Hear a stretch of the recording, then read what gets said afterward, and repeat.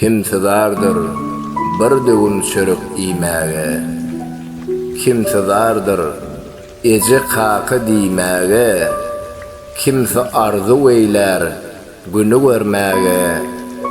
Ya yaradan bu günümden ayırma. Şükür Allah'ım saçağımda barmanım, çaparın at kimin sağursa canım. İmanım avad et, berkiden sağım.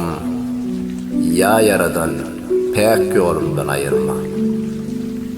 Seher bilen sana doğam nalışım, yakınlarım gülsün sana hayışım.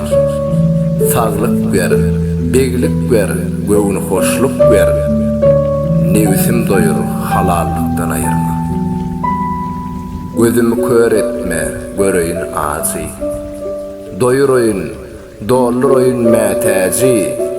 Men mir bolmayın iyiliň ýigrenji. Açık göğünüm pesbällikden ayırma. Gudraty güýçli Zan Allah'ım.